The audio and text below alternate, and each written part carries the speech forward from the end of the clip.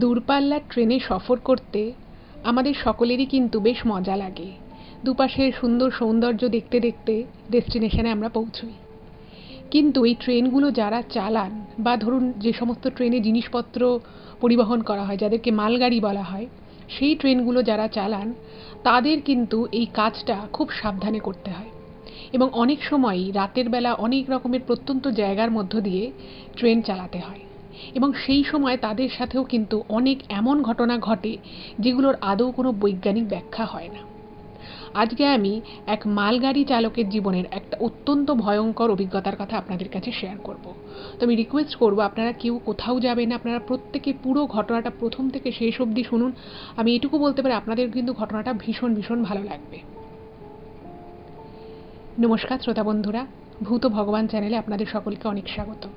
আশা রাখি সবাই খুব ভালো আছেন, আনন্দে আছেন, সুস্থ আছেন। আমাদের চ্যানেলে যে ঘটনাগুলো বলা হয় সেগুলো যদি আপনাদের ভালো লাগে তাহলে অবশ্যই চ্যানেলটাকে সাবস্ক্রাইব করবেন, ভিডিওগুলোকে লাইক করবেন। পুরো ঘটনাটা শোনার পর আপনাদের কেমন লাগলো সেই মূল্যবান মতামত জানাতে কিন্তু একদম ভুলবেন না। আর আপনাদের জীবনে বা আপনাদের পরিচিত কোনো মানুষের জীবনে যদি এরকম কোনো ভৌতিক, অলৌকিক, দৈবিক, অতিজাগতিক কোনো ঘটনা ঘটে থাকে তাহলে সেগুলো কিন্তু আপনারা আমাদের কাছে লিখে পাঠিয়ে দিতে পারেন। তার জন্য আপনাদেরকে আমাদের চ্যানেলের ডেসক্রিপশানে যেতে হবে। দেখবেন সেখানে আমাদের ইমেল আইডি মেনশন আছে।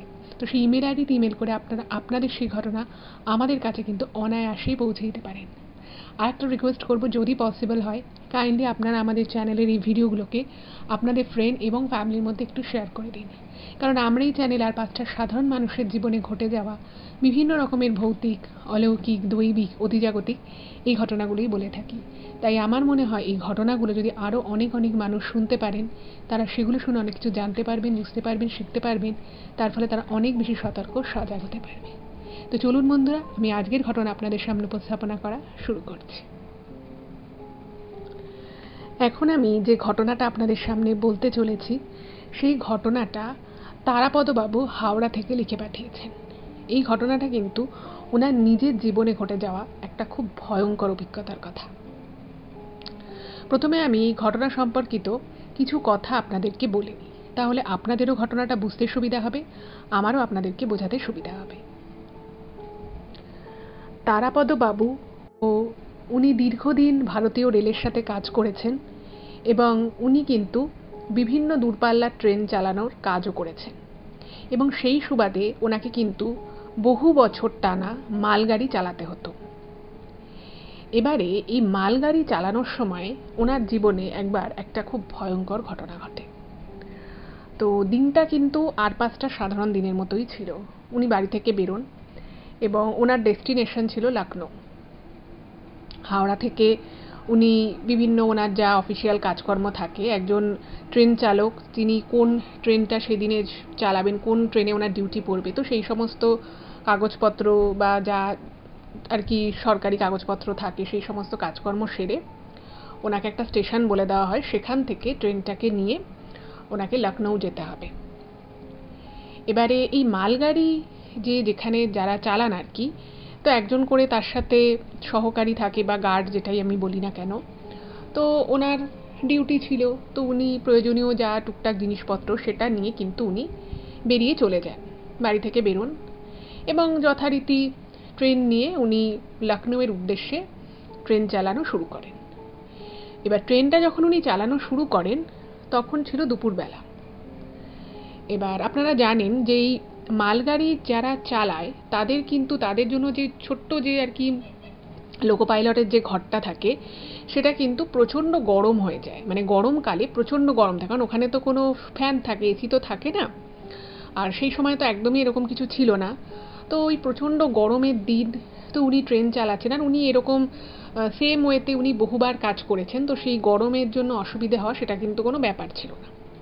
তো দুপাশে যে জানলা বা দরজা থাকে সেগুলো মোটামুটি খোলাই ছিল, আর ওনার পাশে একজন গার্ড ছিলেন। এবার ট্রেন চালাচ্ছে নর্মালি, ওনার যেখানে যেখানে আর কি সিগন্যাল পাচ্ছে সেখানে থামছে, বা কিছু কিছু জায়গায় ওনার স্টপ সেটা আগে থেকেই মেনশন করা থাকে, ওনাদের সেই চার্ট দেয়া থাকে। তো সেভাবেই উনি অন্যান্য দিনের মতো চালাচ্ছেন। আর সেদিন প্রচণ্ড গরম। সন্ধ্যের পরে একটু হলেও রিলিফ। তো উনি ট্রেন চালাচ্ছেন, তো একটা জায়গায়, মানে সেটা বিহার ছাড়িয়ে একটা জায়গায় ট্রেনটা একটা জায়গায় সিগনালে দাঁড়িয়ে যায়, মানে রেড সিগন্যাল, গাড়ি যেতে পারবে না, ট্র্যাকের উপরে উনি মালগাড়িটা দাঁড় করিয়ে দিয়েছেন। ভালো কথা, খুবই স্বাভাবিক বিষয়। অনেক সময় ট্র্যাকে অন্যান্য ট্রেন থাকলে তো গাড়িকে দাঁড় করিয়ে দেওয়া হয়, এটা আপনারাও জানেন। তো উনি দাঁড়িয়ে আছেন। এবার ওনার সাথে যে গার্ড যিনি ছিলেন তিনি একটু বয়স্ক মতো লোক ছিলেন। তো তিনি তখন মানে একটু ঝিমোচ্ছেন আর কি, সারাদিনে প্রচণ্ড গরম, মানে খুবই আর কি মানে এনার্জি ড্রেন হয়ে গেছে, তো উনি একটু ঝিমিয়ে পড়েছে। তো যাই হোক, তো এই তারাপদবাবু চুপচাপ দাঁড়িয়ে রয়েছেন। তো ট্রেনটা আবার গ্রিন সিগন্যাল পায় এবং চলা শুরু করে। আচ্ছা, এবার এখানে একটা কথা বলে রাখি, যখনই এরকম ট্রেনে মানে ট্রেন নিয়ে আর কি ওনার এরকম ওভারনাইট জার্নি থাকতো, বা যখনই আর কি উনি বেরোতেন, উনি অলওয়েজ কিন্তু একটা ঠাকুরের ছবি ওনার ব্যাগের মধ্যে রাখতেন। এবার সেই দিনের ঘটনাটা যেটা হয়েছিল, যে উনি না ওনার যে আর কি যে ব্যাগটা, সেই ব্যাগের মধ্যে অলওয়েজ উনি ঠাকুরের ছবি রাখতেন। এবার পার্টিকুলার সেই দিন উনি ব্যাগটা চেঞ্জ করেছিলেন, মানে ওই ব্যাগটা পুরনো হয়ে গেছিলো, একটা নতুন ব্যাগ নিয়েছে। এবার ওই ব্যাগের মধ্যে পুরনো ওই যে ঠাকুরের যে ছবিটা ছিল, উনি ডকুমেন্ট সমস্ত কাগজপত্র যা থাকে, নিজের প্রয়োজনীয় জিনিসপত্র সেগুলো ঢোকালেও, যেহেতু তাড়াহুড়ো করে একটু উনি বাড়ি থেকে বেরিয়েছিলেন, উনি কোনো কারণে ওই ঠাকুরের ছবিটা ঢোকাতে ভুলে গেছিলেন। যাই হোক, তো সেটা ওনার মনেও ছিল যে উনি ঠাকুরের ছবিটা ঢোকানি, কিন্তু ব্যাপারটাকে না উনি অতটা আমল দেননি। যাই হোক, ট্রেন আবার সিগন্যাল পেয়েছে, আবার ট্রেন ছুটছে।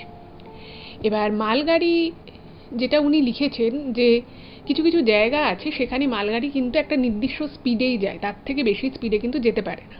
কারণ অনেক সময় এরকম হয় যে সিগন্যাল যদি ট্র্যাকে কোনো সমস্যা থাকে, বা হয়তো আগের 2-3টে ট্রেন খুব লেট করেছে কোনো কারণে, তো তখন কি করা হয়, প্যাসেঞ্জার ট্রেনকে কিন্তু আগে যাওয়ার আর কি ব্যবস্থা করে দিতে হয়। কারণ সেখানে অনেক মানুষজন থাকে, তাদের আরও অনেক সময় কানেক্টিং ট্রেন ধরার ব্যাপার থাকে। তো ঘটনা হচ্ছে যে সেক্ষেত্রে মালগাড়িকে কিন্তু বেশিরভাগ সময় আটকে রাখা হয়, মানে সিগন্যালে দাঁড় করিয়ে দেওয়া হয়। হয়তো ওরকম সেদিনও একটা ঘটনা ঘটে, কোনো একটা কারণে আগের 2টো ট্রেন লেট করেছে। এবার 2টো ট্রেন লেট করা মানে সেই ট্র্যাকের উপর দিয়ে বা সেই সেম রুটে সেম লাইনে যত ট্রেন পরপর আসবে সবকটার উপরই প্রভাব পড়বে। তো এক্ষেত্রেও তাই হয়। এবার ওনার কাছে সে খবর আগাম চলে আসে যে এরকম 2টো ট্রেন লেট করে, তো সেই জন্য ট্র্যাকে চাপ আছে। সেই জন্য আগে প্যাসেঞ্জার ট্রেনগুলোকে ছেড়ে দেওয়া হবে, যতটা আর কি মানুষের সময় বাঁচানো যায়, তারপরে মালগাড়ি সিগন্যাল পাবে। তো উনি তো বুঝলেন বেশ হয়ে গেল, আজকে তো প্রচুর লেট হবে, যে টাইমে লখনৌ ঢোকার কথা উনি সেই টাইমে ঢুকতে পারবেন না। এবং এটা হয়ে থাকে, উনি যেটা বলেছেন এটা হয়ে থাকে, খুব অস্বাভাবিক বিষয়টা নয়। তো উনি আবার সিগন্যাল রেড হয় এবং উনি গাড়ি নিয়ে দাঁড়িয়ে যান।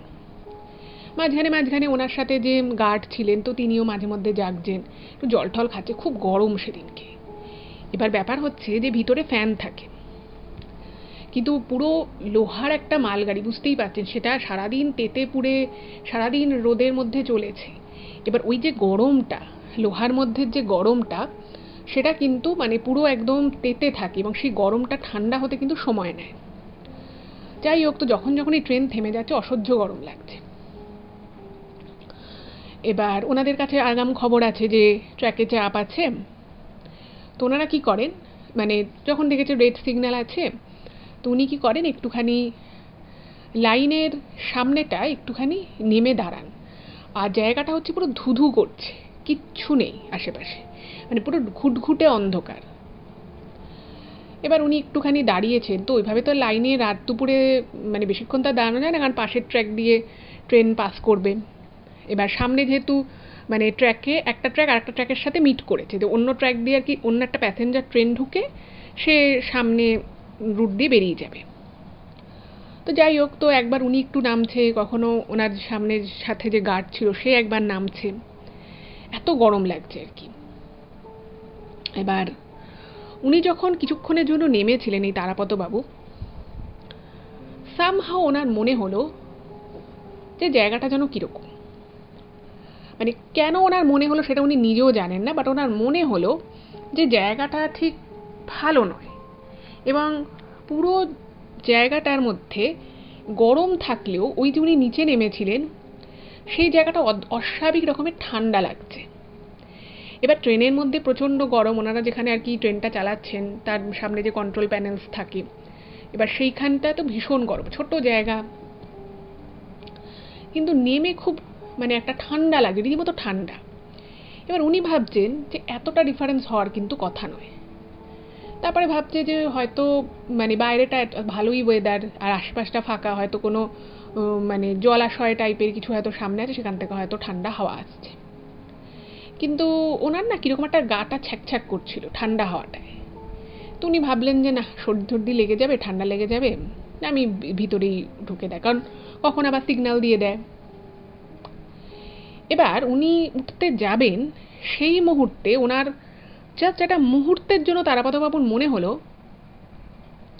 যে ওনার পাটা কিছু একটা খুব ঘুরতি টাইপের হাওয়া যদি হয়, সেই হাওয়াটা মনে হলো ওনার দুটো পায়ের ফাঁক দিয়ে যেন জড়িয়ে হাওয়া একটা বেরিয়ে গেল। এবং উনি ট্রেনে যখন উঠতে যাচ্ছিলেন সেই সময় না ওনার মনে হলো যেন পাটা চেপে গেল হাওয়া, এবং উনি কিছুক্ষণের জন্য পুরো স্থির হয়ে গেলেন। এই জিনিসটা যখন হলো না, উনি প্রচণ্ড ঘাবড়ে যান। উনি ভাবছেন কী হলো ব্যাপারটা। এবার এই মুহূর্তে মানে সেই আর কি যে সিচুয়েশনটা ছিল, সেই সিচুয়েশনে না উনি বুঝতে পারছেন না যে ব্যাপারটা হলোটা কি।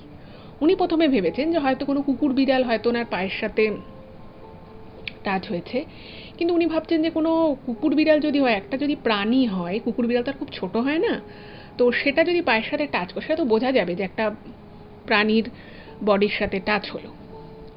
এক্ষেত্রে কিন্তু কিচ্ছু হলো না, এরকম কোনো টাচ হয়নি, কিন্তু মনে হচ্ছে একটা হাওয়ার গতিবেগ এসে ওনার পা দুটোকে পুরো টেনে একটা মানে বাঁধার চেষ্টা করে বেরিয়ে চলে গেল। খুব অদ্ভুত লাগলো। এবং উনি এভাবে যখন হয়ে দাঁড়িয়ে গেলেন, তখন ওনার গার্ড মানে ওনার সাথে যে সহকারী যিনি ছিলেন গার্ড, তিনি বলছেন কি হলো। উনি বলছেন না কিছু হয়নি। তারপরে উনি ট্রেনের মধ্যে উঠলেন। এবার উনি বসে ভাবছেন যে ব্যাপারটা হলোটা কি, কিছু মাথায় এলো না। তারপরে ভাবলো যে হয়তো খুব ফাঁকা জায়গা, সেই জন্য হয়তো হাওয়া টাওয়াও আসতে পারে। কিন্তু কেন জানি না ওনার মনে হচ্ছে যে ওনার পায়ে কিছু একটা তো টাচ হয়েছে। সেটা প্রচণ্ড হাওয়ার গতির জন্য মনে হলো, নাকি সত্যি সত্যি কিছু টাচ হয়েছে, সেটা উনি কিছু বুঝতে পারলেন না। জায়গাটা ঘুটঘুটে অন্ধকার। যাই হোক, তো যে ট্রেনটাকে পাস করানোর জন্য, যে প্যাসেঞ্জার ট্রেনটাকে পাস করানোর জন্য এই মালগাড়িটাকে দাঁড় করিয়ে রাখা হয়েছিল, তো সেই গাড়িটা কিছুক্ষণ পরে পাস করে যায়। যথারীতি কিছুক্ষণ পরে মালগাড়িটা সিগন্যাল পায়। তো উনি আবার মালগাড়ি চালানো শুরু করলেন। চালাতে চালাতে চালাতে চালাতে উনি মানে মোটামুটি একটা কম স্পিডেই চালাচ্ছেন, কারণ ওই জায়গাটায় বেশি স্পিড নেওয়ার কথা ছিল না। উনি বুঝতে পারছেন যে আবার হয়তো সিগন্যাল উনি রেড হয়ে যেতে পারে, কারণ ওই দিন ট্র্যাকে চাপ ছিল। এর কিছুক্ষণ পরে একটা অদ্ভুত রকমের কিন্তু মানে ঘটনা ঘটে। আচ্ছা, এখানে একটা কথা বলে রাখি, ট্রেনের সামনে কিন্তু বিশাল পাওয়ারফুল হেডলাইটস থাকে, এটা আপনারাও জানেন। এবার সেটা তোর সামনের দিকটাকে আলো করে, কিন্তু ওনার সাথে ঘটনাটা সাইডের দিকে, মানে যেখানটা আর কি দরজাটা, সেইখানে দিকটায় ঘটে। এবার সেই জায়গাটাতে তো কোনো আলো নেই, যেহেতু যা আলো ট্রেনের সামনের দিকে। এবার উনি চালাতে চালাতে ভাবছে যে কোনো কুকুর বিড়াল যদি হতো, তাহলে অ্যাটলিস্ট সামনে দিয়ে যদি বেরিয়ে যেত, তাহলে তো আমি আলোয় দেখতে পেতাম। তো উনি কিছুই বুঝতে পারলেন না। তারপরে ভাবলেন যে ঠিক আছে, ওরা তো মনের ভুল। এবার উনি আবার কিছুক্ষণ পরে একটা জায়গায় ওনার রেড সিগন্যালে দাঁড়িয়ে পড়ে গাড়ি। ভালো কথা, সেটা বেশিক্ষণের জন্য ছিল না। তারপরে আবার গ্রিন সিগন্যাল পায়। এবার গ্রিন সিগন্যাল পাওয়ার পরে দেখবেন এই ধরনের দূরপাল্লার যে ট্রেনগুলো থাকে, সেটা কিন্তু স্পিড তুলতে একটু সময় লাগে। মানে লোকাল ট্রেনে যেমন কি হয়, মানে উইদিন ফিউ সেকেন্ড স্পিডটা অনেক বেড়ে যায়, যেহেতু প্রত্যেকটা স্টেশনেই থামে। কিন্তু এক্সপ্রেস ট্রেন বা এই ধরনের মালগাড়ির ক্ষেত্রে অনেকক্ষণ কিন্তু একটা ধীমে তালে স্পিডে চলে, তারপরে আস্তে আস্তে স্পিডটা পিকে যায়।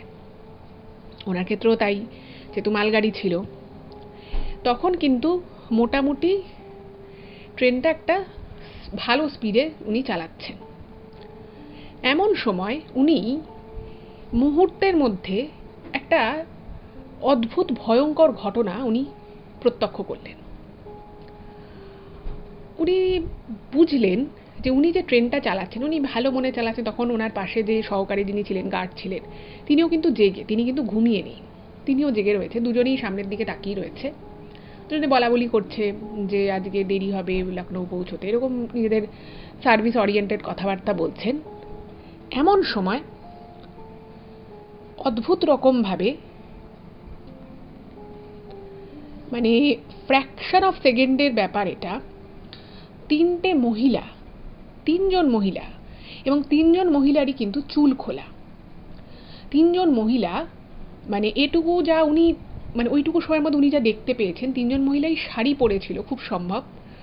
মুহূর্তের মধ্যে মানে ওনার যে ট্রেনটা মালগাড়িটাকে উনি সামনের দিকে নিয়ে যাচ্ছে, মালগাড়িটা যে চলছে, মানে অদ্ভুত রকমভাবে সামনে এসে মনে হলো ঠাস করে তিনটে মহিলা এসে একদম মানে ট্রেনের সামনে চলে এলো এবং মুহূর্তের মধ্যে কি যে ঘটে গেল, মানে তারা যে কোথায় ছিটকে গেল না কি হলো উনি কিচ্ছু বুঝতে পারলেন না। এই ঘটনায় দুজনেই কিন্তু মানে হতভম্ব হয়ে পড়ে। উনি ভাবছেন ব্যাপারটা কি হলো, মানে ট্রেনের যে লাইটটা থাকে সেটা কিন্তু মানে প্রচণ্ড পাওয়ারফুল লাইট এবং সেই লাইটে কিন্তু দেখা যায়, অনেক দূর অবধি দেখা যায়, আর গরমকাল, ভিজিবিলিটিও ভালো, এমন নয় যে ফগি ওয়েদার। এবার উনি ভাবছেন যে অনেক সময় কি হয় যে এরকম ঘটনা ঘটে, কিন্তু সেক্ষেত্রে যেটা হয় সেটা হচ্ছে যে দেখা যায়, মানে যিনি ট্রেন চালক তিনি কিন্তু দেখতে পান যে দূর থেকে অনেক আগে থেকে উনি দেখতে পেয়ে যান যে এরকম কিছু একটা ট্রেনের সামনে আসতে চলেছে বা কিছু, কিন্তু সেখানে প্রবলেমটা হয় যে ওই সময়ের মধ্যে ব্রেকটা মারা যায় না, ঠিক আছে, ওরকম ওই মানে একদম লাস্ট মোমেন্টে ওইভাবে কিন্তু ট্রেনটাকে ফুল স্টপ করা যায় না, সেটা এক জিনিস। কিন্তু এটা মনে হলো সাইড থেকে কেউ একটা এলো, তিনজন একসাথে টাইপের, এবং অদ্ভুত রকমভাবে যেন হাওয়ায় মিলিয়ে গেল। কি হলো, কোথায় গেল তারা, কিছু বোঝা গেল না।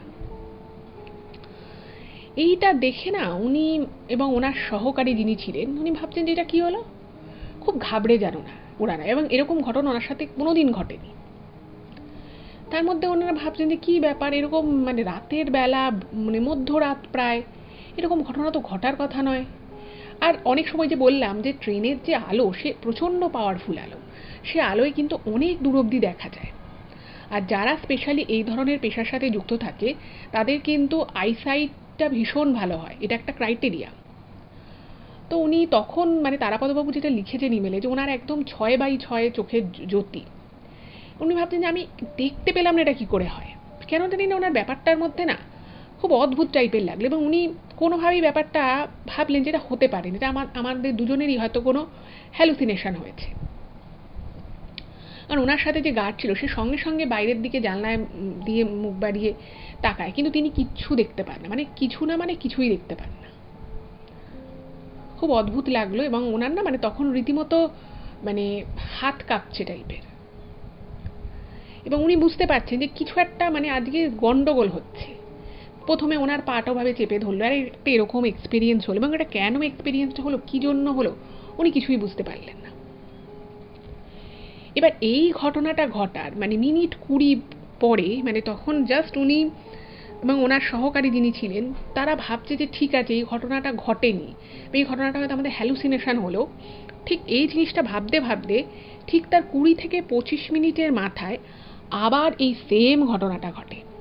ওরকমই তিনটে শাড়ি পরা মনে হলো মহিলা ফাট করে ট্রেনের সামনে থেকে এসে যেন উধাও হয়ে গেল। ভাবুন, মালগাড়িটা কিন্তু একটা যথেষ্ট মানে ভালো একটা স্পিডে চলছে। এই জিনিসটা যখন হয় না তখন তারাপদবাবু মানে উনি মানে দেখুন এই ধরনের পেশার সাথে যারা যুক্ত থাকেন তারা কিন্তু বেসিক্যালি খুব সাহসী হওয়ারই কথা। রাতের বেলা বিভিন্ন জায়গার মধ্য দিয়ে এভাবে ট্রেন চালিয়ে নিয়ে যাওয়া, এটা খুবই একটা সাহস না থাকলে এই কাজ কিন্তু করা যায় না, এবং এনারা কিন্তু অনেক রকমের পরিস্থিতিকে সামলানোর মতো ক্ষমতা রাখেন। কিন্তু সেদিনের পরপর দুবারের এই ঘটনাটা মানে ওনাকে না মানে প্রচণ্ড রকমভাবে খুব ট্রেস্ট করে দিয়েছিল, এবং শুধুমাত্র উনি নয়, ওনার সাথে যিনি ছিলেন তিনিও মানে ঘাবড়ে যান, এবং দ্বিতীয়বারের জন্য যখন ওই সেম ঘটনাটা ঘটলো ওনার মানে সাথে যিনি গার্ড ছিলেন তিনি মানে রীতিমতো কাঁপছে, যেটা কি হচ্ছে আজকে দুবার এই ঘটনা কি করে ঘটে। এবং সেম ওয়েতে ওই দ্বিতীয়বারও ঘটনাটা ঘটার পরে সঙ্গে সঙ্গে কিন্তু তখনও ট্রেনের মানে লাইটের কিছু অংশ আর কি ট্র্যাকের দুপাশে পড়ছে, দুজনেই তাকায় এদিক ওদিক, কিচ্ছু দেখতে পায় না, জাস্ট কিছু দেখতে পায় না। মানে ওই মুহূর্তে মানে তখন আর উনি মানে এই তারাপদবাবু আর সিটে বসে থাকতে পারছেন, মানে ওনার তখন না মানে ভীষণ রকমভাবে প্যালপিটেশন হচ্ছে, যে আমার সাথে এটা কী ঘটছে আজকে, দুবার একই ঘটনা কি করে ঘটলো, কিন্তু ঘটনাটা যে আদৌ ঘটলো, কি করে ঘটলো, কখন ঘটলো, কিছু বুঝে ওঠার আগেই মনে হলো যেন ধাপ করে ট্রেনের সামনের যে আর কি মানে কাঁচের যে আর কি জানলা মতো যেটা থাকে, যেখান দিয়ে আর কি চালকরা সামনে দেখতে পান, সেই জায়গাটায় মনে হলো এসে লেগে কোথায় যে জাস্ট মিলিয়ে গেল মনে হলো। তো তখন না মানে তারাপদবাবু বলছেন, আচ্ছা আমি আমি যেটা দেখলাম তুমিও কি সেটাই দেখলে, মানে ওনার পাশে যে গার্ড ছিল তাকে বলছে। তো উনি বলছেন, ওই গার্ড বয়স্ক লোকটি বলছে যে আচ্ছা আমিও তোমাকে না এই প্রশ্নই করছি যে আমি যে দেখলাম তুমিও কি সেটাই দেখলে, এটা কি করে হয়, এটা তো হওয়ার কথা নয়, এইভাবে কি করে ঘটনা ঘটে পরপর দুবার 20 মিনিট 25 মিনিটের মাথায়। তো তখন ওনার প্রচণ্ড খারাপ অবস্থা, মানে উনি আর কনসেন্ট্রেট করতে পারছেন না। এমন সময় মিনিট 10-এর মধ্যে ট্রেনটা আবার রেড সিগন্যাল পায়। এবার রেড সিগন্যালটা যখন পায় তখন তারাপদবাবু তো আস্তে আস্তে যেভাবে ট্রেন ওনার থামানোর কথা উনি ট্রেন থামিয়ে দেন, এবং ট্রেন থামিয়ে উনি বলছেন, উনি যেটা লিখেছেন ইমেলে, যে উনি প্রায় আধা লিটার জল খান। মানে উনি আর নিতে পারছে না, ব্যাপারটা কি হচ্ছে, কেন হচ্ছে, কি জন্য হচ্ছে, উনি কিচ্ছু বুঝতে পারছে না। তো ওনার সাথে যে গার্ড ছিল মানে সে একটুখানি তার একটু ঘুম ঘুম পাচ্ছিল, কিন্তু এইসব দেখে তার ঘুম মাথায় উঠেছে। তিনি মানে বলছেন যে মানে আজকের দিনটা এতটা কি করে খারাপ যাচ্ছে আমাদের, মানে এটা তো হতে পারে না। এবার এই বলতে মানে দেখুন, মানে বললাম যে প্রচণ্ড গরমকাল, এবার যেহেতু ট্রেনটা থেমে গেছে আর ওই ট্রেনের ভিতরে যে এমনি যে আর কি সিলিং ফ্যান মতো থাকে, সেই ফ্যানের হাওয়া তো খুব একটা গায়ে লাগছে, আর সেই হাওয়াও গরম। এবার ওনার যে সাথে যে সহকারী যিনি ছিলেন, মানে যে গার্ড, তিনি কি করেছেন, ওই দরজাটার সামনে এসে উনি হাতল ধরে দাঁড়িয়ে আছে, মানে একটু যাতে শরীরটা ঠান্ডা লাগা। তখন এই সমস্ত ঘটনা ঘটার পরে দুজনেরই শরীর পুরো অস্থির অস্থির করছে, মানে বলা যেতে পারে শরীর খারাপ লাগছে রীতিমতো। এবার ডিউটি একটা বিশাল বড় রেসপন্সিবিলিটি, এখন তার সব কিছু ছেড়ে ছুড়ে উনি তো আর বলতে পারেন না লাইনে, মানে ট্র্যাকে গাড়ি থামিয়ে দিয়ে উনি কোথাও যেতেও পারবে না, পুরো ডেস্টিনেশন অবধি ওনাকে গাড়ি নিয়ে যেতে হবে।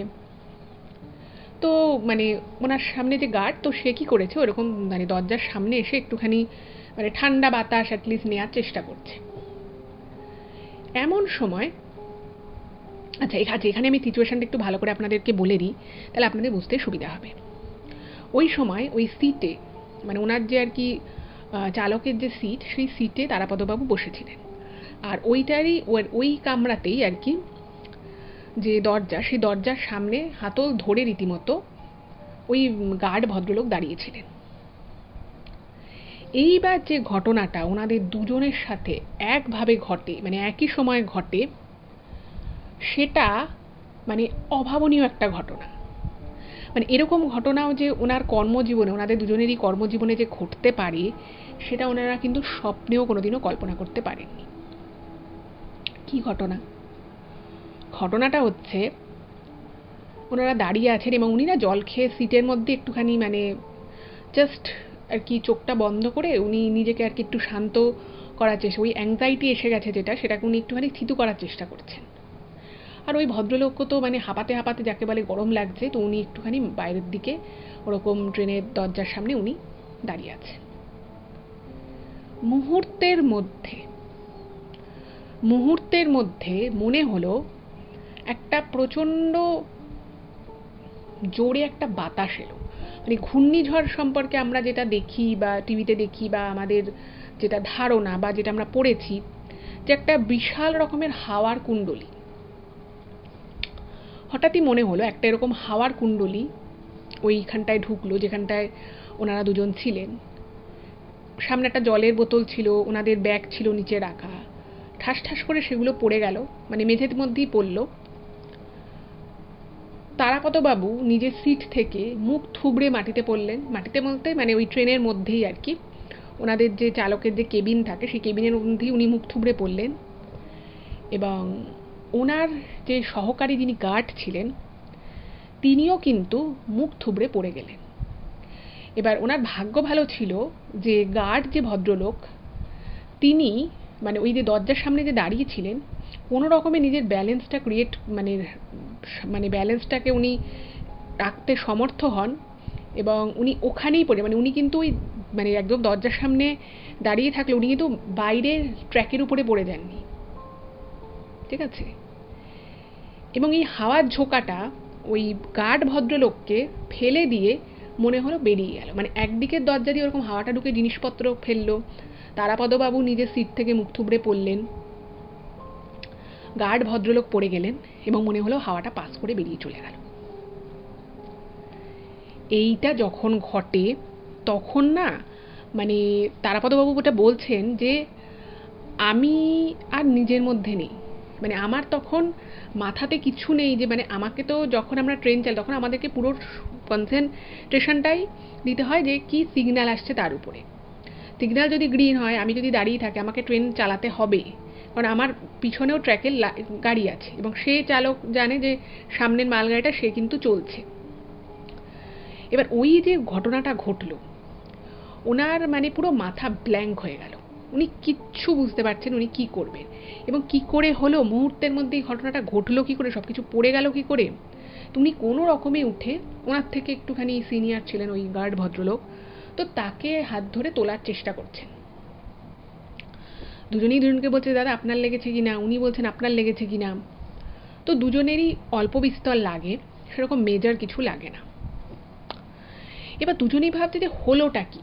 তারাপদবাবু গার্ডকে জিজ্ঞেস করছে যে কি ঘটনাটা ঘটলো, এরকম হাওয়া এলো, বাইরে কি ঝড় উঠেছে নাকি? কিচ্ছু নেই, ঝড়ের নেই, কোনো কিছু বাইরে হাওয়ার কিচ্ছু নেই, গুমোট গরম। দুজনে মানে পুরো হতভম্ব হয়ে যায় এবং দুজনে পুরো ব্ল্যাঙ্ক হয়ে যায়।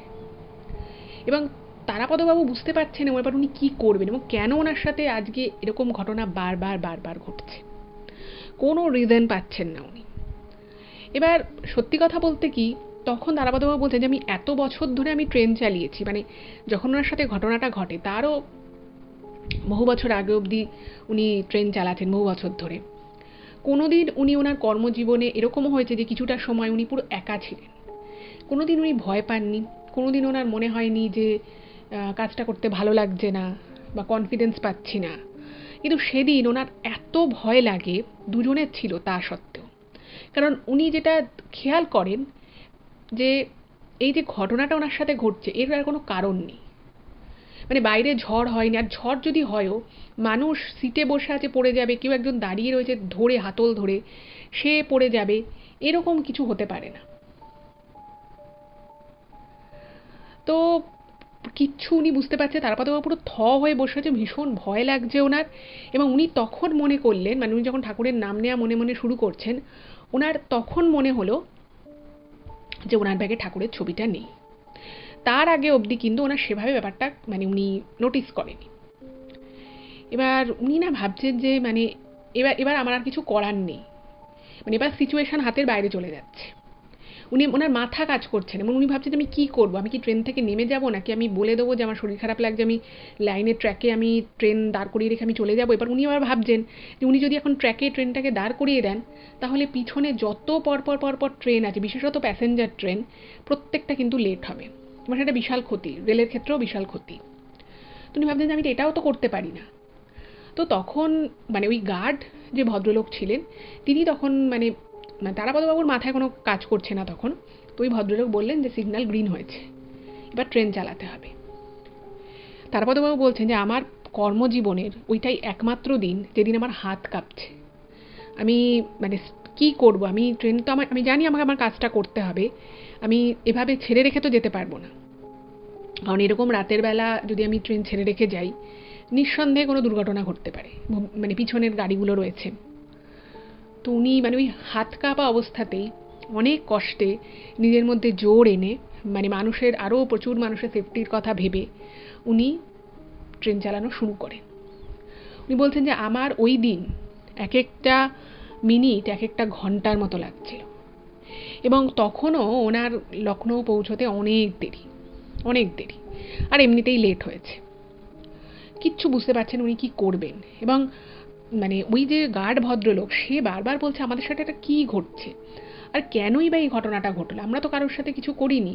মানে প্রথমবার তারাপদবাবুর সাথে ওই ঘটনাটা ঘটলো, তারপরে দুবার ট্রেনের সামনে ওরকম মনে হলো 3টে মহিলা ট্রেনের মুখের সামনে এসে কোথাও হাওয়ায় মিলিয়ে গেল। এই ঘটনাটা স্বাভাবিক হতে পারে না। মানে যদি প্রথম ঘটনাটাকে সত্যি ধরেও নেওয়া যায়, তাহলে দ্বিতীয় ঘটনাটা কি করে সত্যি হয়? দ্বিতীয় ঘটনাটা তো সত্যি হওয়ার কোনো কারণ নেই। আর একটা বড় ব্যাপার হচ্ছে যে একটা মানুষ ভুল দেখতে পারে, একটা মানুষের মনে হতে পারে যেটা হ্যালুসিনেশন, কিন্তু দুটো মানুষের সেম অভিজ্ঞতা, এটা কিন্তু মানে এটা মিথ্যে হতে পারে না। আর যাই হোক, এটা পুরোটাই যে মিথ্যে বা পুরোটাই যে মানে মস্তিষ্কের কোনো ভ্রম, দুটো মানুষেরই একসাথে ভ্রম হতে পারে না। এটা আপনারাও নিশ্চয়ই বুঝতে পারছেন।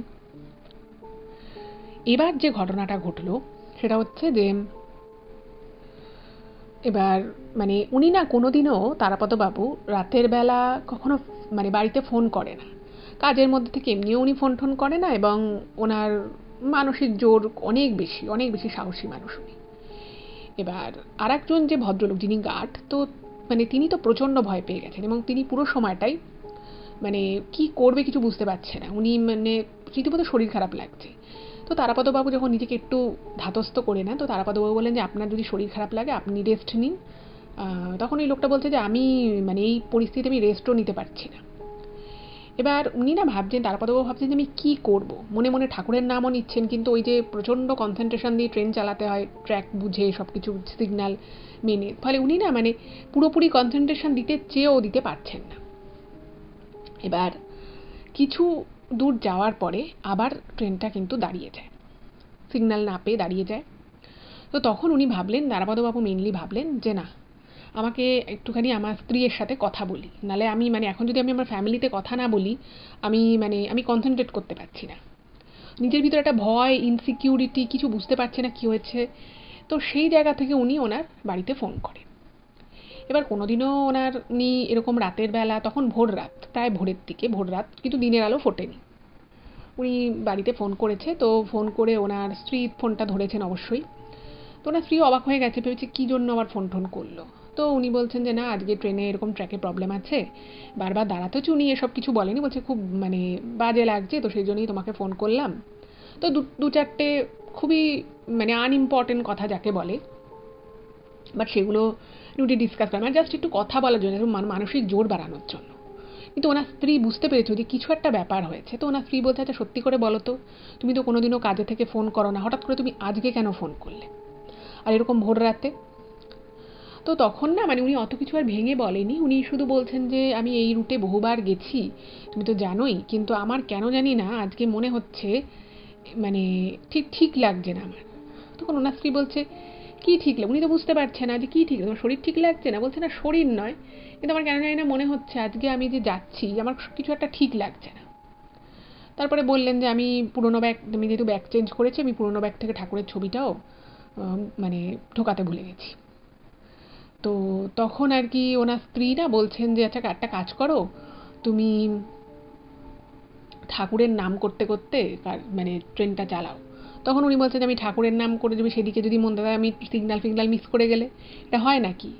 তো তখন ওনার স্ত্রী বলছেন যে ঠিক আছে, তুমি ট্রেন চালাও, তুমি ফোন রাখো, তোমার একটু পরে তো সিগন্যালও দিয়ে দেবে, আমি এখান থেকে ঠাকুরের কাছে বলছি। মানে ওনার স্ত্রী না মানে খুব আর কি, উনি বাই প্রফেশন একজন টিচার ছিলেন, এবং খুব বুদ্ধিমতী ছিলেন, মানে কিছু একটা গ্লিমস বললে উনি বাকিটা বুঝে যেতেন। তো ওনার স্ত্রী যথারীতি এক্ষেত্রেও সেটাই হলো, এবং এটা কিন্তু জীবনে প্রথমবার উনি ওনার কর্মজীবনের এরকম একটা সময় এরকম ভয় পেলেন, বা ওনার মনে হলো যে কিছু ঠিক হচ্ছে না।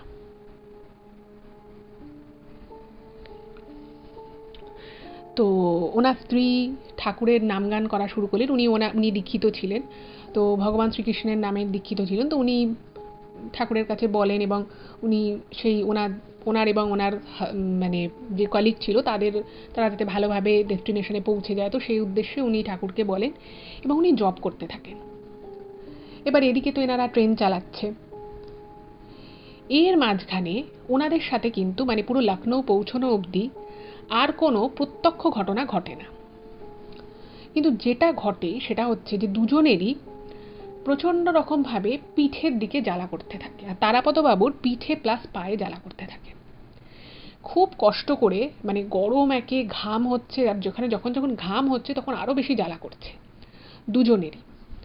যাই হোক, তো এর মাঝখানে যেটা হলো মানে ওনাদের সাথে আর কোনো ঘটনা সেভাবে ঘটলো না, কিন্তু প্রত্যেকটা মুহূর্তে ওনারা বুঝতে পারছিলেন যে ওনার ট্রেনের সামনের যে আর কি অংশটা থাকে, যে কাঁচটা থাকে, মোটা যে কাঁচ, সেই জায়গাটা মানে কোনো বৃষ্টি নেই, মানে শীতকাল নয়, কুয়াশা নেই, কিচ্ছু নেই, কিন্তু সামনেরটা না মানে বারবারই হেভি টাইপের হয়ে যাচ্ছে, কোনো কারণ ছাড়া হেভি হয়ে যাচ্ছে, বারবার বারবার ওটাকে মানে ওয়াইপ করা হচ্ছে। এবার বুঝতে পারছে না যে কী হচ্ছে, বাইরে কোনো বৃষ্টি নেই, কিচ্ছু নেই, মাঝে মধ্যে পুরো মেঘের মতো হয়ে যাচ্ছে। যাই হোক, তো এত বাধা বিপত্তি পেরিয়ে আলটিমেটলি ওনারা অবশ্যই নির্দিষ্ট সময় থেকে অনেকটা লেট করে, খুব কষ্ট করে ট্রেনটাকে উনি লখনৌতে, যেখানে আর কি যে ট্র্যাকে দাঁড় করানোর কথা ছিল সেই ট্র্যাকে উনি দাঁড় করিয়ে দেন। এবার যে মুহূর্তে ট্রেনটাকে উনি লখনৌতে দাঁড় করান, না দুজনেই, তারাপদবাবু এবং ওনার সাথে যিনি গার্ড ছিলেন, দুজনেই মানে তখন প্রচণ্ড মানসিক এবং শারীরিকভাবে বিধ্বস্ত। যাই হোক, তারপরে ওনাদের কিছু লেখালেখি, কিছু কাজকর্ম, কিছু পেপার ওয়ার্ক থাকে, যে ট্রেনটাকে ডেস্টিনেশনে পৌঁছানো হলো, তো সেটা করে ওনাদের মানে যারা গার্ড হন বা যারা লোকো পাইলট হন তাদের জন্য এরকম প্রত্যেকটা বড় বড় স্টেশনে আলাদা আলাদা করে কিন্তু মানে তাদের রেস্ট করার জায়গা, তাদের ফ্রেশ হওয়ার জায়গা, এটা কিন্তু করা থাকে। তো লখনৌতেও আছে, বেশ বড় সড়ো আছে। তো দুজনে নিজেদের কাজকর্ম শেষ করে ওনারা ওখানে যান। যাবার পরই মানে ওনারা না মানে এতটাই ক্লান্ত, এতটাই পরিশ্রান্ত, বিধ্বস্ত, যথারীতি গিয়ে ওখানে একটা বেঞ্চ মতো করা ছিল, সেখানে ওনারা দুজনেই বসেছে। এবার উনি মানে জুতোর সাথে মোজা পরেছিলেন দুজনেই।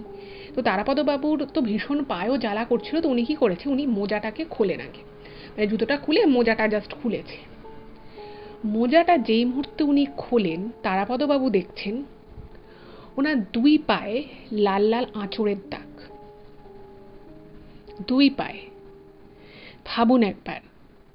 তো উনি না মানে নিজের পায়ে ওরকম আঁচড়ের দাগ দেখে উনি না মানে প্রচণ্ড ঘাবড়ে যান, যে কী হলো ব্যাপারটা, আমার পায়ে কিসে আঁচড় লাগলো। তো উনি ভাবছেন যে পায়ে মোজা পরা ছিল, এরকম আঁচড় লাগা, ফুল প্যান্ট, উনি পড়ে গেছেন, ভেবেছেন আমি পড়ে যাওয়ার পরে কি আমার আঁচড়টা লাগলো বলে। তখন যখন ওই হাওয়ার ঝোঁকাটা এসেছিল তখন উনি পড়ে গেছিলেন নিজের সিট থেকে।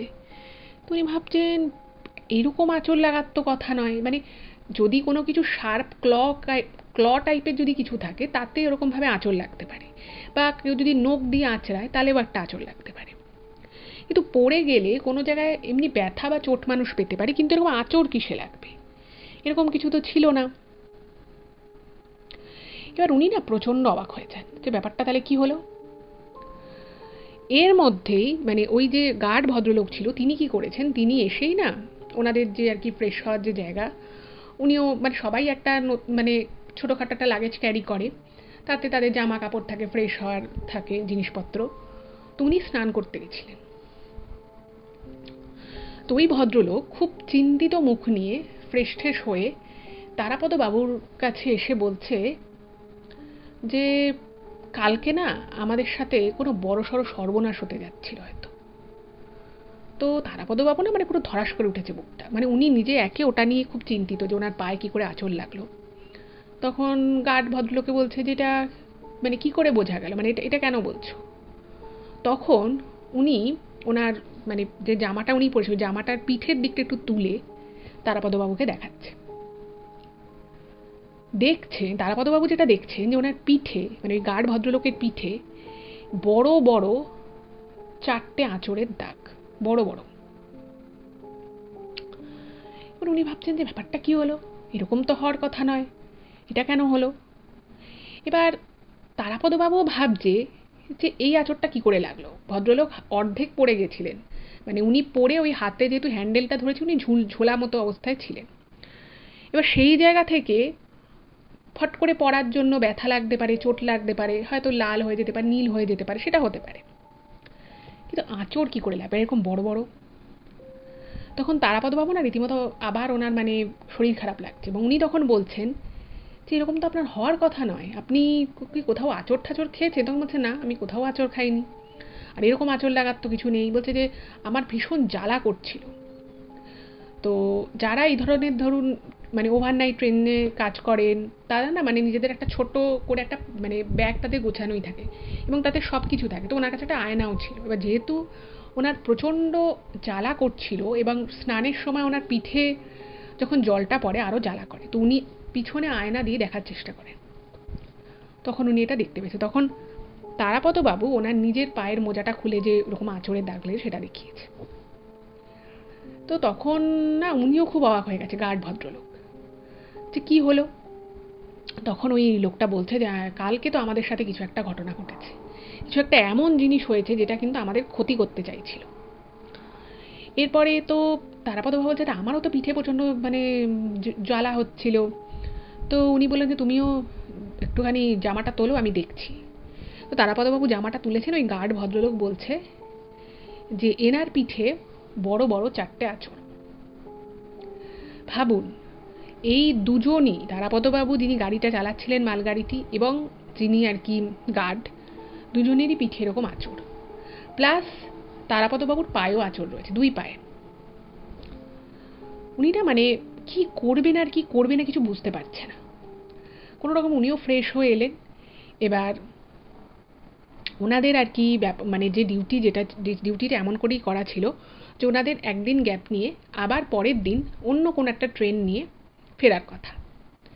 তো এই যা কন্ডিশন, তাতে ওই গার্ড ভদ্রলোক বললো আমি মানে বলে দিচ্ছি যে আমার শরীর ভালো লাগছে না, আমি পারবো না, আমি এমনি প্যাসেঞ্জার ট্রেন নিয়ে আমি বেরিয়ে যাব। প্যাসেঞ্জার ট্রেনে এমনি আর কি উনি রেলের যা আর কি ওনাদের কোটা ফোটা থাকে, তো সেখান থেকে উনি একটা টিকিট বার করে উনি এমনি ট্রাভেল করে ওনার বাড়ি আর কি কলকাতায় কোথাও একটা ছিল। উনি বললেন আমি বেরিয়ে যাবো, আমার পক্ষে এখন ডিউটি করা সম্ভব নয় এই অবস্থায়। তারাপদবাবুও ভাবলেন যে মানে এটা কি হলো, কেন হলো। উনি ওনার স্ত্রীকে আর ফোন করে কিছু বলেননি। উনিও কিন্তু ওই গার্ড ভদ্রলোকের সাথে উনিও ওই একটা ট্রেন নিয়ে ওনারা চলে এলেন। উনিও বললেন যে আমার শরীর ভালো নেই, আমার সাডেন শরীর খারাপ হয়েছে, মানে যেটা ওনার শিডিউল ডিউটি ছিল। উনি বললেন এই ডিউটি আমার পক্ষে করা সম্ভব নয়। তো সঙ্গে সঙ্গে ওনাদের একটা ট্রেন করে অ্যাজ নর্মাল প্যাসেঞ্জার ওনারা ওখান থেকে লখনৌ থেকে কলকাতা ব্যাক করলেন। এবার ব্যাক করে যখন উনি বাড়িতে এলেন, ওনার না মানে পুরো ওই ঘটনার পর থেকে খুব মানে মনে হতো ওনার সবসময় একটা কিরকম মানে মনে হতো যে ওনার আশপাশ দিয়ে একটা হাওয়া চলছে সবসময়। মানে সেই হাওয়াটা কোনো কারণে হয়তো কিছু করতে পারছে না ওনাকে, বাট কিছু একটা মানে গন্ডগোল হচ্ছে উনি বুঝতে পারছে। এটা কিন্তু তারাপদবাবুর সাথে ঘটছে। আর গার্ড যে ভদ্রলোক ছিল তিনি কিন্তু মানে ওই ঘটনার ওই রাতের পরে আঁচড়ের দাগটা ছিল ঠিকই, কিন্তু ওনার সাথে আর কোনো ঘটনা ঘটেনি। মানে উনি যে অন্য কিছু ফিল করছেন বা ওনার সামনে একটা কোনো হাওয়া ঘুরছে বা ঠিক ওনার পিছন করে কেউ দাঁড়িয়ে রয়েছে, কেউ বা কারা, সেরকম কিন্তু উনি কিছু বোঝেননি। কিন্তু তারাপদবাবুর ক্ষেত্রে যেটা হলো, উনি কিন্তু সবসময় ওনার মনে হচ্ছিল যে কেউ বা কিছু একটা ওনার পিছনে এসে দাঁড়িয়ে আছে। সেটা ওনার বাড়ি ঢোকার পরেও ওনার মনে হচ্ছে। যাই হোক, তো বাড়ি উনি এলেন এবং আসার পরে ওনার স্ত্রী জিজ্ঞেস করলো যে কী ব্যাপার হয়েছে, কী শরীর খারাপ হয়েছে তুমি বলো। তো তখন তারাপদবাবু সমস্ত ঘটনাটা, তখন তো আর ফোনে অত কিছু বলতে পারেননি, তো পরে সমস্ত ঘটনাটা বলে যে এই ঘটনা ঘটেছে। ওনার স্ত্রী যখন ওই আঁচড়ের দাগগুলো দেখেন, উনি বলছেন এটা তো মারাত্মক বিষয়। এরকমভাবে আঁচড় কে কাকে কাটতে পারে? মানে কোনো মানুষ যদি ইচ্ছে করে তার নখ দিয়ে বা কোনো শার্প কিছু দিয়ে যদি চিরে দেয় তবেই এত বড় দাগ হতে পারে, আদারওয়াইজ কিন্তু এটা হওয়া সম্ভবপরই নয়। ওনার স্ত্রীও খুব চিন্তিত হয়ে পড়লেন। ওনার স্ত্রী ওনাকে বললেন যে দেখো কিছু তো একটা তোমার সাথে ঘটনা ঘটেছে, কিন্তু এইভাবে যদি তুমি মানে উনি না মানে এত সাহসী একজন মানুষ, মানে মুহূর্তের একটা ঘটনায় মানে ওই এক রাতের ঘটনায় উনি একটা ভীতু মানুষে পরিণত হয়েছিলেন। মানে এমন ঘটনা মানে এমন অবস্থা হয়ে গেছিল, তারাপদবাবু যেটা লিখেছেন ইমেলে, যে ওনার নিজের বাড়িতেও উনি যেন মনে হচ্ছে যে উনি সেফ নয়। সবসময় মানে আর কি ঘরে লাইট জ্বালিয়ে রাখছেন, বাইরে বেরোতে চাইছেন না সন্ধ্যের পরে। অদ্ভুত একটা বিষয়। এবং ওনার স্ত্রীর ওই বিষয়টা খুব অদ্ভুত লাগে যে এই মানুষটা এত সাহসী একটা মানুষ। এরকম বহুবার হয়েছে যে ডিউটি করে উনি রাত 2টা-2:30টার সময় বাড়ি ফিরেছেন একা একা। তো এটা তো হওয়ার কথা নয়। তো ওনার স্ত্রী দেখছেন যে না, ব্যাপারটা ভালো দিকে যাচ্ছে না। তো ওনার স্ত্রী বললেন যে ঠিক আছে, তুমি একটা কাজ করো, তুমি প্রত্যেক দিন দুবেলা করে শ্রী হনুমান চালিসা পাঠ করো। আর ওনার স্ত্রী খুব মানে মানে সব কিছু খুব গুছিয়ে করতেন। মানে নিজে স্কুল করতেন গুছিয়ে, সংসার গুছিয়ে করতেন, বাড়িতে কোনো পুজো আচ্ছা হলে সব কিছু মানে সুন্দর করে গুছিয়ে পরিপাটি করে করা ওনার স্বভাব। এবার মানে এই কথাটা অ্যাকচুয়ালি ওনার স্ত্রী যখন ঘটনাটা ঘটেছিল বা যখন উনি এই ফেজের মধ্য দিয়ে যাচ্ছিলেন তখন কিন্তু ওনার স্ত্রী ওনাকে এই কথাটা বলেননি। তো আমি কোন কথাটার কথা বলছি সেটা আমি একটুখানি বলি এবার। যখন দেখবেন কোনো মানুষ মানে আমরা তো আমাদের নিজেদের মানুষকে খুব ভালো মতো চিনি বুঝি, এবার সেই মানুষটার মধ্যে যদি কোনো চেঞ্জ আসে সেটা কিন্তু মানে আমি যদি বা আমার কোনো খুব কাছের মানুষের মধ্যে আমি যদি কোনো চেঞ্জ দেখতে পাই, তো যাকে আমি রোজ দেখছি রোজ কথা বলছি তার ভিতরে যদি সে একটা চেঞ্জ আসে সেটা কিন্তু কাছের মানুষ হিসেবে আমি বুঝতে পারবো, যে কেউ বুঝতে পারবে। তো সেম জিনিসটা কিন্তু ওনার সাথেও হয়। উনি বুঝতে পারছেন যে ওনার হাজব্যান্ডের মধ্যে কিছু একটা সমস্যা হচ্ছে, সেটা এক্স্যাক্ট কী সমস্যা সেটা উনি বুঝতে পারছিলেন না, কিন্তু ওনার মনে হচ্ছিল যে আমার হাজব্যান্ড পুরোপুরি ঠিক নেই। এবং এই ঠিক নেই মানে শুধুমাত্র ভয় পাচ্ছে বলে তা কিন্তু নয়।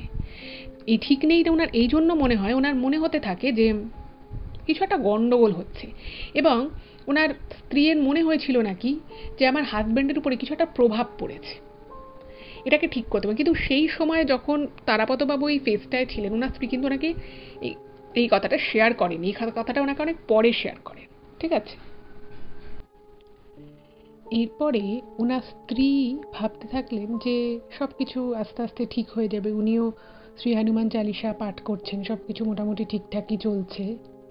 কিন্তু এর মধ্যে একটা ঘটনা ঘটল। সেটা হচ্ছে ওনার স্ত্রী একটা বিষয় লক্ষ্য করলেন যে তারাপদবাবু রিসেন্ট কিছুদিন ধরে মানে হঠাৎ করেই কোনো কারণ ছাড়া উনি আগুন দেখে খুব ভয় পাচ্ছেন। মানে আগুন বলতে দেখুন বড় কোনো অগ্নিকাণ্ডর আগুন দেখলে সবারই ভয় লাগে, কিন্তু নর্মাল ঘরে ধরুন গ্যাসের বার্নারে আগুন জ্বলছে অথবা ঘরে কোনো মোমবাতি বা প্রদীপ জ্বলছে, এগুলো দেখলে উনি খুব ভয় পাচ্ছেন। ভয় পাচ্ছেন বলতে এই ধরনের আগুন থেকে উনি নিজেকে অনেকটাই দূরে রাখছেন, এবং হয়তো ওনার স্ত্রী কখনো বলল যে একটুখানি গ্যাসটা জ্বালিয়ে জিনিসটা একটু বসিয়ে দাও বা একটু প্রদীপটা জ্বালিয়ে দাও বা সামান্য একটা ধূপকাঠি জ্বালিয়ে দাও, যেগুলো একটা সময় কোনো ব্যাপারই ছিল না, উনি খুব স্বাভাবিকভাবেই করতেন, সেগুলো উনি করছেন না। এবার এই বিষয়টা প্রথম এক দুদিন ওনার স্ত্রী ঠিক বুঝতে পারেনি যে ভয় পাচ্ছে বা সেটা থেকে উনি দূরে থাকছে। ব্যাপারটা উনি যখন বুঝতে পারলেন তার পিছনে আমার একটা কারণ ছিল। সেই কারণটা হচ্ছে যে ওনার মানে তারাপদবাবুর এই ব্যবহারটা ওনার স্ত্রীর কাছে একটু অস্বাভাবিক লাগছিল। এর মধ্যে একটা ঘটনা ঘটল। সেটা হচ্ছে ওনার সাথে সেদিন যে গার্ড যিনি ছিলেন, যে ওনার সহকর্মী যে গার্ড, তিনি একদিন এই তারাপদবাবুকে ফোন করলেন। হঠাৎ করেই ফোন করেছেন, কারণ এর এর মাঝখানেও উনি আলাদা আলাদা জায়গায় ডিউটি পড়েছিল, দুজনের একসাথে ডিউটি ছিল না। তো যেহেতু বহুদিন কাজ করছেন একসাথে তো সম্পর্ক খুবই ভালো। তো ওই ভদ্রলোক ফোন করে তারাপদবাবুকে জানালেন যে তোমাকে একটা কথা বলার ছিল। তখন বলছে হ্যাঁ বলুন। তো তখন বলছে যে কথাটা হচ্ছে ওই গার্ড ভদ্রলোক বাড়ি আসার পরে ওনার কিন্তু আর কোনো ঘটনা ঘটেনি। মানে যেরকম তারাপদবাবুর মনে হচ্ছিল যে ওনার পিছনে কেউ দাঁড়িয়ে আছে বা একটা ভারী হাওয়া ওনার পাশ দিয়ে কখনো কখনো পাস করছে, এরকম অনেক কিছুই কিন্তু উনি মাঝে মধ্যে বাড়িতে ফেস করতেন। এবার কিছুদিন ধরে নাকি ওই গার্ড ভদ্রলোক তিনি লক্ষ্য করছেন যে উনি মানে এই তারাপদবাবুকে নিয়ে খুব অদ্ভুত অদ্ভুত স্বপ্ন দেখছেন প্রায় রোজই। এবার প্রথম একদিন একটা অদ্ভুত স্বপ্ন দেখেন, তো সেটা দেখে উনি ভাবেন যে হয়তো একটা এরকম ঘটনা ঘটেছে, সেই জন্য আমি একটা স্বপ্ন দেখেছি। কিন্তু দেখা যাচ্ছে যে সপ্তাহে 4 থেকে 5 দিন ওই গার্ড ভদ্রলোকটি তারাপদবাবুকে নিয়ে খুব উইয়ার্ড স্বপ্ন দেখছেন, যে স্বপ্নগুলো কিন্তু বাস্তবে হওয়া একেবারেই অসম্ভব অথবা সেটা খুব একটা ভালো বিষয় নয়। এবার প্রথম 1-2 দিন যখন ওই গার্ড ভদ্রলোক এই বিষয়টা লক্ষ্য করেন তখন উনি একটু অবাক হন যে আমি এরকম স্বপ্ন কেন দেখছি। কিন্তু তারপরে যখন খুব বিধুটে টাইপের এবং বিপজ্জনক স্বপ্ন উনি তারাপদবাবুকে নিয়ে দেখতে থাকেন তখন ওনার মনে একটু খটকা লাগে। আর ওই বিষয়টার জন্য তো উনি খুবই মানে ডিস্টার্ব ছিলেন। এবার ব্যাপার হচ্ছে যে তখন উনি মনে মনে ঠিক করেন যে না, এই ব্যাপারটা তারাপদবাবুকে বলতে হবে।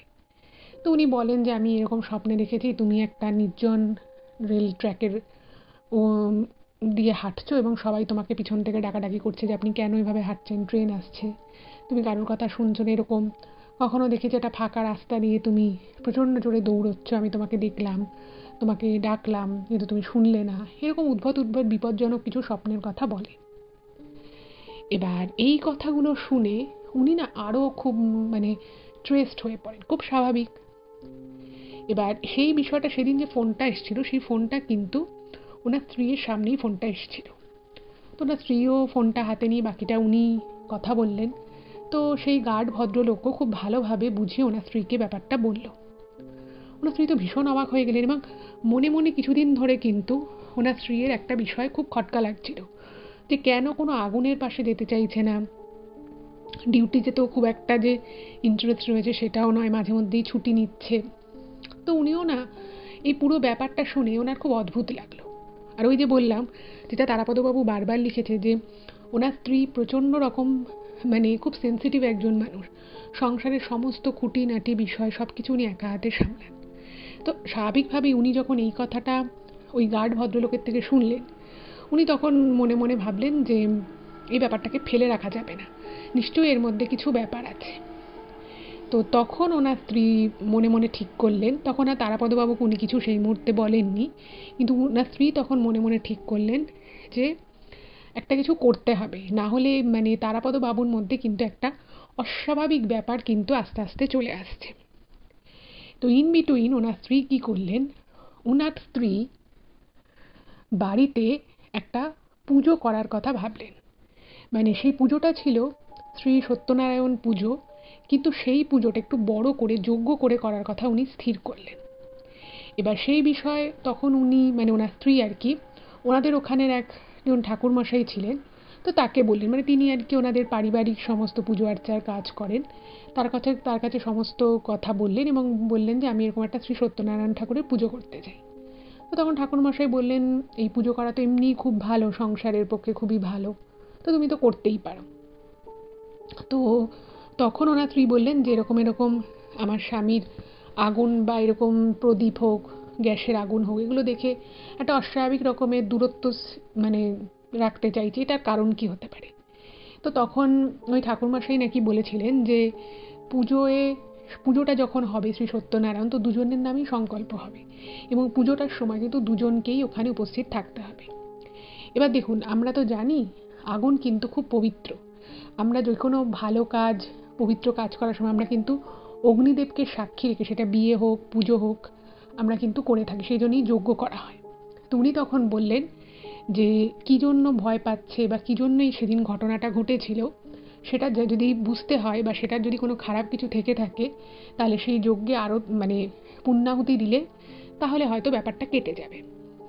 আচ্ছা, এখানে একটা কথা বলে রাখি, ওনাদের যখন ওরকম পিঠে আঁচড় লেগেছিল তখন কিন্তু ওখানে লোকাল ডাক্তারকে দেখানো হয়েছিল। এবার সেই যে আঁচড়টা ছিল সেটা কিন্তু খুব বাড়াবাড়ি হয়েছিল বা সেটা মানে ইনফেকশন হয়ে গেছিলো এরকম কিন্তু কিছু নয়। ডাক্তার ওষুধ দিয়েছিল, 3 দিনের খাওয়ার ওষুধ দেয় এবং একটা কিছু অয়েনমেন্ট লাগানোর মতো দিয়েছিল, এবং সেই ওষুধ খাওয়া পরে এবং ওই অয়েনমেন্টটা লাগানোর পরে সেটাকে নিয়ে যে খুব বাড়াবাড়ি হয়েছিল বা সেটা ইনফেকশন হয়ে গেছিলো এরকম কিন্তু কিছু নয়। শুধুমাত্র যে প্রবলেমটা সেটা একটা মেন্টাল একটা অ্যাগনি সৃষ্টি হয়েছিল এবং অদ্ভুত রকমভাবে একটা মানে কি বলবো, একটা সাহসী মানুষ অদ্ভুত রকমভাবে মানসিক দিক থেকে খুব ভেঙে পড়েছিল। আর রিসেন্ট যেটা হচ্ছিল যে উনি আগুন জাতীয় জিনিস থেকে ভীষণ রকমভাবে ভয় পাচ্ছিল কোনো কারণ ছাড়া, মানে ওনাকে যখন জিজ্ঞেস করছে ওনার স্ত্রী যে তুমি কি ভয় পাচ্ছ, তুমি কি পারছো না, তখন উনি কিছু বলতে পারছেন না। মানে সত্যিই যে ভয় পাচ্ছে সেটাও উনি বলছেন না, আবার যে ভয় পাচ্ছে না সেটা উনি বলতে পারছেন না। তার মধ্যে ওই যে গার্ড ভদ্রলোক ছিলেন তার এরকম ওনাকে নিয়ে দিনের পর দিন অস্বাভাবিক রকমের স্বপ্ন দেখা, সেটাও কিন্তু একটা চিন্তার কারণ ছিল। তো সব কিছু মিলিয়েই ওনার স্ত্রী এই যজ্ঞটা করার সিদ্ধান্ত নেন। এবার এই যজ্ঞের কথা যখন তারাপদবাবুকে ওনার স্ত্রী বলেন, তো উনি বলেন যে ঠিক আছে পুজো করো, আমি পুজোয় অবশ্যই থাকবো। সব কিছু ঠিকঠাকভাবে হয়, পুজোর যোগাড়যন্ত্র করা হয়, ওনার স্ত্রী নিজে যোগাড়যন্ত্র সব করেন। কিন্তু অদ্ভুত বিষয় হচ্ছে, আগের দিন অবধিও সব কিছু ঠিক থাকা সত্ত্বেও মানে ঠিক ছিল যে যেদিন পুজো সেদিন উনি কোনো ডিউটিতে যাবেন না, আগে থেকে ছুটি টুটি নেওয়া ছিল, খুব অস্বাভাবিক রকমভাবে পুজোর ঠিক দিন মানে যে মানুষটা পুজো আর্চা ভালোবাসতো সে পুজোর দিন থেকে কিন্তু খুব অদ্ভুত রকমের আচরণ করতে থাকে। সে বলে যে না, আমাকে ডিউটি যেতে হবে, আমাকে বেরিয়ে যেতে হবে, আমি পুজোয় থাকবো না, আমার পুজো করার কোনো প্রয়োজন নেই, এরকম নানান বাহানা করতে থাকে। এবার ওনার স্ত্রী অবাক হয়ে যাচ্ছেন যে যে মানুষটা পুজো আর্চা ভালোবাসতো, যে কখনো কোনো কিছুতে না বলতো না, সে হঠাৎ করে আজকে এইরকম অস্বাভাবিক আচরণ কেন করছে, এটার তো কোনো কারণ নেই। এবার কী জন্য করছে, কেন করছে, সেটাও কিছু বোঝা যাচ্ছে না। তো কোনো রকমভাবে ওনার স্ত্রী তারাপদ বাবুকে বললেন যে তুমি পুজোর সময়টায় থাকো, কিন্তু তুমি যজ্ঞের সময় তোমার থাকার দরকার নেই। এই বলে বিভিন্ন ছলে বলে কৌশলে ওনার স্ত্রী কোনো রকমে ওনাকে ঘর থেকে বেরিয়ে যাওয়া থেকে আর কি বিরত করেন। এবার ওনার স্ত্রীও একটা সময় মনে মনে খুব ভীত হয়ে পড়লেন যে মানুষটা কি হলো। যাই হোক, তো ওনাদের দু একজন আত্মীয় ছিল, তো তারাও সেই পুজোয় উপস্থিত ছিল। তো মোটামুটি পুজো শুরু হলো, সব কিছু নর্মাল ছিল, কিন্তু পুরো বিষয়টাতেই তারাপদবাবুকে দেখে বোঝা যাচ্ছিল যে ওনার একদমই ইচ্ছে নেই পুজোটা অ্যাটেন্ড করার। কোনো রকমে আর কি ওনাকে ধরে বেঁধে চেপে বসিয়ে রাখা হয়েছে। এরপরে যখন নর্মাল পুজো আর্চা মন্ত্রতন্ত্রের পরে যখন যজ্ঞকুণ্ডটা এনে তার প্রস্তুতি শুরু করা হয়েছে, তখন কিন্তু আর তারাপদবাবুকে বসিয়ে রাখা যাচ্ছে না। সে আর কোনোভাবেই ওই জায়গায় বসে থাকতে রাজি নয়। যাই হোক, তো এক প্রকার ওনার স্ত্রী জোর জবরদস্তি করে ওই যজ্ঞের সামনে ওনাকে বসানোর ব্যবস্থা করলেন। এর মধ্যে যেটা হলো, যে ঠাকুরমশাই ছিলেন তিনি তখন বিভিন্ন রকমের কথাবার্তা বলে যে দেখো, তোমার তো একটা সমস্যা হচ্ছে, তুমি যদি এই যজ্ঞে বসো তাহলে কিন্তু তোমার সমস্যাটা সম্পূর্ণ চলে যাবে, এই বলে বিভিন্ন রকমভাবে ওনাকে অনেক কষ্ট করে ওনাকে বসিয়ে রেখে যজ্ঞটা শুরু হলো। এবং যজ্ঞ শুরু হওয়ার পরে ওনাকে বারবার হাত এগিয়ে এগিয়ে দিয়ে যজ্ঞে যে আহুতি দেওয়া হয় সে আহুতি দেওয়া করানো হচ্ছে, ওই বেলপাতার মধ্যে ঘি দিয়ে মন্ত্র বলে এইরকম করে। এবার এইরকম করে যখন মোটামুটি যজ্ঞ অনেকটা হয়ে গেছে, যত যজ্ঞ হচ্ছে তত বেশি তারাপদ বাবু যেন ঝিমিয়ে পড়ছে, ওনার শরীর থেকে না মনে হচ্ছে এনার্জি পুরো ড্রেন হয়ে যাচ্ছে। এবং এটা কিন্তু ওখানে যে কজন ছিলেন সবাই লক্ষ্য করেছে, এবং আমার স্ত্রী তো রীতিমতো বুঝতে পারছে যে কিছু তো একটা গন্ডগোল হচ্ছে। তো এই করতে করতে একটা সময় এমন নয় যে খুব বেশি একবারে ঘি ঢালা হয়ে গেছে বা কিছু, অদ্ভুত রকমভাবে যজ্ঞের যে আগুনটা ছিল, যজ্ঞকুণ্ডের যে আগুনটা, সে আগুনটা না হঠাৎ করে খুব উপরে উঠে যায়, একদম সেই কুণ্ডের আগুনের শিখা বিশাল হাইট নিয়ে নেয়, এবং সেটা না অস্বাভাবিক রকমের হাইট। এবার তখন তো ঠাকুরমশাই নিজে কিছু মন্ত্রতন্ত্র বলা শুরু করে, এবং উনি শ্রী ঠাকুরের নাম নিতে নিতে, শ্রী বাবা নারায়ণের নাম নিতে নিতে উনি কিছু আরও মন্ত্রতন্ত্র বলেন, এবং বলে সঙ্গে সঙ্গে সেই জায়গা থেকে আর কি শ্রী নারায়ণের চরণের তুলসী পাতা ওনার মাথার উপরে ঠেকিয়ে দেন, তারাপদবাবুর মাথার উপরে ঠেকিয়ে দেয়। এবং এটার পরে না তারাপদবাবুর শরীর না পুরো জ্বর ছেড়ে গেলে যেরকম মানুষের একটা ঘাম দিয়ে জ্বর ছাড়ে, শরীরের টেম্পারেচারটা একটু লো হয়ে যায়, একদম সেরকম হয়ে যায়, এবং উনি পুরো নেতিয়ে পড়ার মতো হয়ে যায়। খুব অসুস্থ হলে বা খুব যদি দুর্বল কোনো মানুষ হয়ে যায়, তখন তার যেরকম অবস্থা হবে, তখন তারাপদ বাবুর অবস্থা কিন্তু একদম সেরকম হয়ে যায়। এরপরে উনি বাকি আরও ঠাকুরমশাই নিজের তরফের কিছু কাজকর্ম করেন, এবং করার পরে উনি না ওখানে বসে থাকতে পারছে না। তো তখন ওই ঠাকুরমশাই বলে যে না, ওকে এখানেই বসে থাকতে দাও, যা হবার হয়ে গেছে। যাই হোক, তারপরে পুজো টুজো যখন শেষ হয়ে যায়, তো তখন ওই ঠাকুরমশাই বলে যে দেখো, আমি তো বড় কোনো তন্ত্র সাধক নই, তবে যেটা আমি বুঝলাম সেটা হচ্ছে যে অনেক সময় এরকম ফাঁকা জায়গা বা রাতের অন্ধকারে এমন অনেক জায়গা থাকে যে জায়গার মধ্যে না অনেক রকমের এন্টিটি থাকে। সেটা কোনো সোল হতে পারে বা এমন কোনো আত্মা হতে পারে যাদের হয়তো কোনো না কোনোভাবে তাদের হয়তো প্রাণটা চলে গেছিল। এবার তারা কি করে, কিছু কিছু জায়গা, যেহেতু এখন সব জায়গাতেই নগরায়ন হয়ে গেছে, অনেক বেশি মানুষের ভিড়, তাদেরও তো বিভিন্ন এন্টিটি তো এই পৃথিবীতে রয়েছে, তারা কিছু কিছু জায়গায় থাকে। এবার কিছু কিছু মুহূর্তে তারা কি করে, খুব অ্যাক্টিভ হয়ে যায় কিছু কিছু তিথি নক্ষত্রে, এবং সেই অ্যাক্টিভ হয়ে যাওয়ার পরে তারা কি করে, বিভিন্ন সময়ে বিভিন্ন মানুষের উপরে অ্যাটাক করার চেষ্টা করে। এবার ভেবে দেখুন, সেদিন যে ঘটনাটা ঘটেছিল, সেদিন কিন্তু তারাপদ বাবুর কাছে কোনো ঠাকুরের ছবি ছিল না। আর ওই সময় তারাপদ বাবু কিন্তু দীক্ষিতও ছিলেন না, মানে ওরা তখনও গুরুদীক্ষা হয়নি। তো সেই রকম একটা কিছুর জন্য এই অ্যাটাকটা করার চেষ্টা করে। কিন্তু ওই যে তারাপদবাবু বাড়িতে ফোন করেছিলেন এবং সেই সময় ওনার স্ত্রী ঠাকুরের নাম করেছিলেন, জপ করেছিলেন, তার জন্য সেটা না ওনার উপরে খুব যে খারাপ প্রভাব সেটা কিন্তু ফেলতে পারেনি। চেষ্টা করেছিল কিন্তু পারেনি।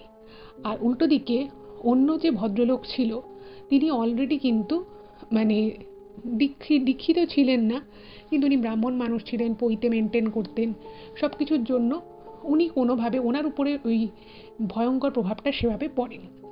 আর তারাপদবাবুর ক্ষেত্রেও যেটা পড়েছিল সেটাও খুব বেশি যে পড়েছিল তা নয়, কিন্তু তবুও সেটা ওনার ক্ষতি করাটা চেষ্টা করেছিল। তো বলল যে সেটা কি ছিল বা কিভাবে তারা এই জিনিসটা করেছে, সেটা কোনো বড় তন্ত্র সাধক হলে হয়তো বলতে পারতো যে তারা কেন পার্টিকুলার ওই আগুন থেকেই তারাপদবাবু ভয় পাচ্ছিলেন। তো বললেন যে ওই যে আগুনের শিখাটা যে উপরে উঠলো, বললো যে যেটা ছিল সেই জিনিসটাও মুক্ত হয়ে গেল এবং তারাপদবাবুর উপরেও যে প্রভাবটা ছিল সেটাও চলে গেল। তো তারপরে ওই ঠাকুরমশাই বলেন যে পারলে ওনার যদি দীক্ষা হয়ে যায় তাহলে খুব ভালো হয়। আর তারপর থেকে উনি তো ঠাকুরের ছবি ছাড়া বেরোতেনই না। আর ওই ঘটনার 2 মাসের মধ্যে উনি একটা দিন দেখে গুরুদীক্ষা নিয়ে নেন। তো এরপর আর ওনার কোনো সমস্যা হয়নি, উনি ভালোভাবেই কাজ করেছেন। আর 6 মাস পরে উনি রিটায়ার করে যাবেন সেটাও উনি জানিয়েছেন। তো এটাই ছিল ঘটনা। কেমন লাগলো অবশ্যই জানাবেন। আর যদি ভালো লাগে প্লিজ চ্যানেলটাকে সাবস্ক্রাইব করবেন। আর তারাপদবাবুকে অনেক ধন্যবাদ এরকম একটা ওনার নিজের জীবনের ঘটনা শেয়ার করার জন্য। সকলে ভালো থাকবেন। আজকে পর্যন্তই রইল, দেখা হবে আবার পরবর্তী এপিসোডে। নমস্কার।